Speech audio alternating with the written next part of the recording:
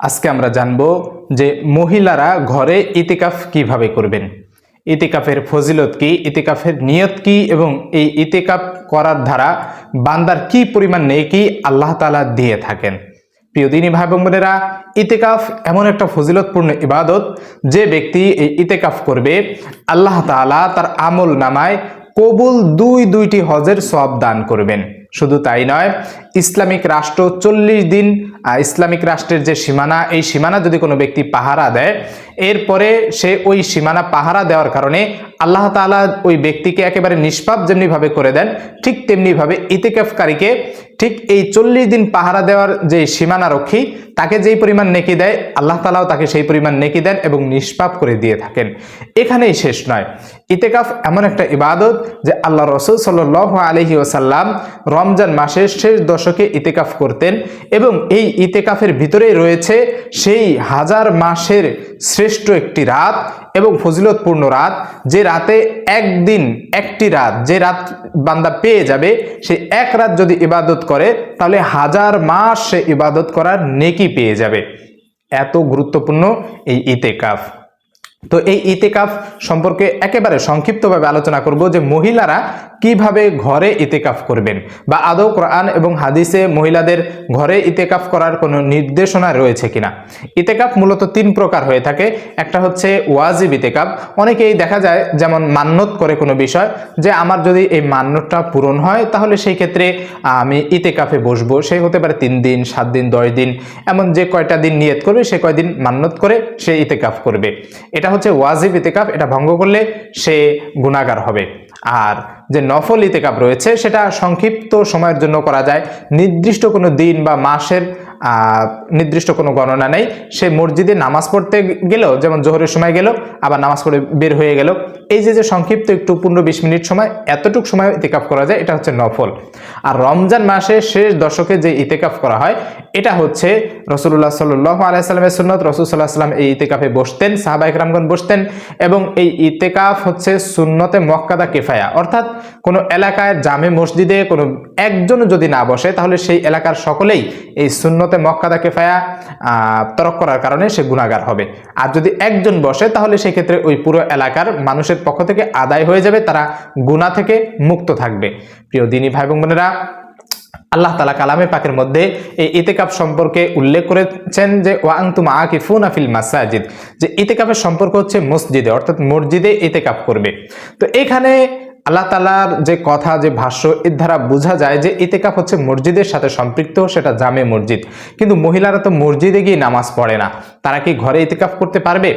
এ বিষয়ে কোরআন হাদিসে সুস্পষ্ট কোনো উল্লেখ না থাকলেও, দলিল প্রমাণ না থাকলেও, অনেক উলামায়ে কেরামগণ বলেছেন যে যেহেতু মহিলারা ঘরে নামাজ পড়ে, সেহেতু তাদের ঘরটাই মসজিদ হিসেবে গণ্য হবে এবং সে নির্দিষ্ট যে স্থানে নামাজ পড়ে সেই স্থানে সে ইতিকাফের নিয়ত করে সে রমজানের শেষ দশকে বসে যেতে পারবে, অসুবিধা নেই। তবে হ্যাঁ, সেটাকে ইতিকাফ নাম না দিয়ে সে ইবাদত করবে আল্লাহ তাআলার সান্নিধ্য লাভের উদ্দেশ্যে, আল্লাহ তাআলার সন্তুষ্টির উদ্দেশ্যে, এইভাবে সে ইতিকাফ করবে। নিঃসন্দেহে আল্লাহ তাআলা এই ইবাদতের বদৌলতে তাকেও সেই হাজার মাসের যে শ্রেষ্ঠ একটি রাত, উত্তম একটি রাত, শবে কদর বা লাইলাতুল কদর যেটাকে বলি, এই লাইলাতুল কদর আল্লাহ তাআলা তার ভাগ্যেও দিয়ে দিতে পারেন। এই জন্য মহিলারা যদি চায় তাহলে সেই ক্ষেত্রে ঘরে এক কোণে একটা নির্দিষ্ট একটা রুম নির্বাচন করবে। এরপরে সে নির্দিষ্ট রুমে এমন পবিত্র থাকবে যে ঘরে কোনো টিভি সিনেমার কোনো বিষয় থাকবে না, সেখানে কোনো প্রাণী, পশু বা মানুষের কোনো ছবি থাকবে না, একটা পবিত্র একটা ঘর থাকবে, ইবাদতের ঘর থাকবে। সে এক কোণায় বসে সেখানে ইবাদত বন্দেগী করবে। হ্যাঁ, সে চাইলে ইতিকাফের নিয়ত যদি করে তাহলে সে সেই ক্ষেত্রে ঘরের বাইরে না যেয়ে ঘরের ভিতরে সমস্ত কাজগুলো করবে, রান্না বান্না এগুলো করতে পারবে এবং প্রয়োজন ছাড়া বাড়তি কোনো কথা বলবে না। এইভাবে যদি মহিলারা চায় তাহলে ইতিকাফ করবে। ইতিকাফ মূলত কয়দিন করতে হবে, কবে বসতে হবে, কবে সেখান থেকে উঠতে হবে? ইতিকাফে বসার নিয়ম হচ্ছে 20 রমজান 21 রাত, 20 রমজান মাগরিবের আগে, অর্থাৎ সূর্য ডুবার আগে ইতিকাফের নিয়তে বসে যেতে হবে তার নির্দিষ্ট স্থানে, এবং শাওয়াল মাসে যখন চাঁদ দেখা যাবে এরপরে সে ইতিকাফ থেকে উঠতে পারবে। এই যে মধ্যবর্তী যে 10 দিন, এই 10 দিন সে ইতিকাফে বসবে। আর যারা মসজিদে বসবে তারা তো স্বাভাবিকভাবে মসজিদে অবস্থান করবে, মসজিদের আঙিনার যতটুকু জায়গা রয়েছে এই আঙিনার ভিতরেই থাকবে, প্রয়োজন ছাড়া আঙিনা বাহিরে যেতে পারবে না। যদি বাহিরে টয়লেট বা বাথরুম থাকে সেখানে বাহিরে যেতে পারবে প্রয়োজনের খাতিরে। অনেক সময় দেখা যায় খাবার দেওয়ার কোনো লোক থাকে না, সেক্ষেত্রে সে বাড়িতে যেতে পারবে, বাড়িতে যেয়ে খাবার খেয়ে আবার চলে আসবে বা খাবার নিয়ে চলে আসবে। এইভাবেই সে ইতিকাফ পূরণ করবে। আর ইতিকাফ সম্পর্কে এতটাই গুরুত্বপূর্ণ ফজিলত রয়েছে যে যে ব্যক্তি নিঃসন্দেহে ইতিকাফে বসবে সে নিঃসন্দেহে এই লাইলাতুল কদর রাত পেয়ে যাবে। লাইলাতুল কদর সম্পর্কে আল্লাহ তাআলা কালামে পাকের মধ্যে সূরা কদরের ভিতরে বলেছেন, বিসমিল্লাহির রহমানির রহিম, ইন্না আনজালনাহু ফি লাইলাতিল কদর ওয়া মা আদরাকা মা লাইলাতুল কদর লাইলাতুল কদরি খায়রুম মিন আলফি শাহর তানাজ্জালুল মালাইকাতু ওয়ার রূহু ফিহা বিইজনি রাব্বিহিম মিন কুল্লি আমর সালামুন হিয়া হাত্তা মাতলাইল ফাজর।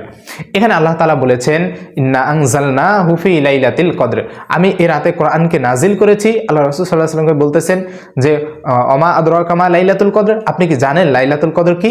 রাসূল সাল্লাল্লাহু আলাইহি ওয়াসাল্লাম তখন অবাক হয়ে গেলেন যে লাইলাতুল কদর সম্পর্কে তো আমি জানি না, আমি শুনি নাই।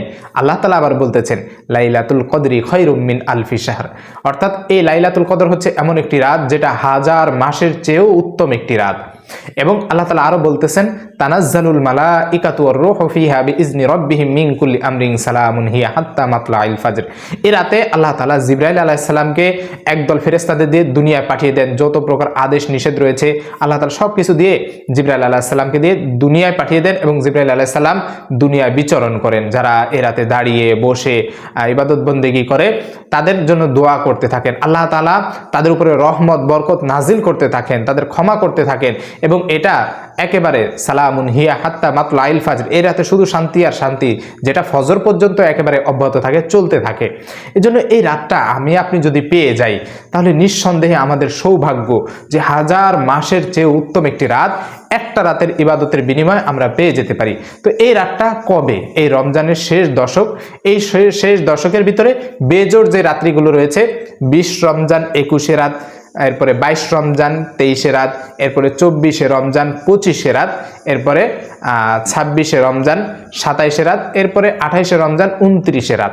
এই যে রাতগুলো, বেজোড় রাতগুলো রয়েছে, এই বেজোড় রাতগুলোতেই এই লাইলাতুল কদর হতে পারে। শেষের যে 5টা রাত রয়েছে 21, 23, 25, 27 এবং 29, এই 5 রাতের যে কোনো একটি রাতেই এই লাইলাতুল কদর হওয়ার সম্ভাবনা রয়েছে।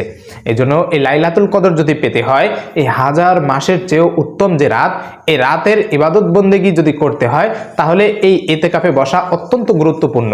এজন্য আমরা চেষ্টা করব, আমরা পুরুষরা যারা রয়েছে আমরা চেষ্টা করব মসজিদে গিয়ে ইতিকাফে বসার জন্য, এবং মহিলারা ইতিকাফে নিয়ত করে আমরা বসবো। তবে সেটার নাম ইতিকাফ না দিয়ে এইভাবে আমরা নিয়ত করবো যে আমি এই 10 দিন ইবাদত বন্দেগী করব, আল্লাহ তাআলা যেন আমার ভাগ্যে লাইলাতুল কদর জুটিয়ে দেন। এভাবে যদি নিয়ত করে বসা যায়, ইবাদত বন্দেগীতে কাটানো যায়, নিঃসন্দেহে আল্লাহ তাআলা তো মহান, আল্লাহ তাআলা বান্দার মনের অবস্থা দেখেন। ইন্নামাল আমালু বিন্নিয়াত, সমস্ত কাজ হচ্ছে নিয়তের উপর নির্ভরশীল। বান্দা যখন কোনো কাজ নিয়ত করে নিঃসন্দেহে আল্লাহ তাআলা ওই নিয়ত অনুযায়ী তার বান্দার চাওয়া পাওয়া পূরণ করে থাকেন। আমি যদি এই নিয়ত করে ইবাদত বন্দেগী করি যে লাইলাতুল কদর আমার নসিব হবে, আল্লাহ তাআলা আমাকে দিবেন, নিঃসন্দেহে আল্লাহ তাআলা দিয়ে দিবেন। এজন্য এইভাবে আমরা নিয়ত করে এরপরে আমরা ইবাদত বন্দেগীতে বসে যাব।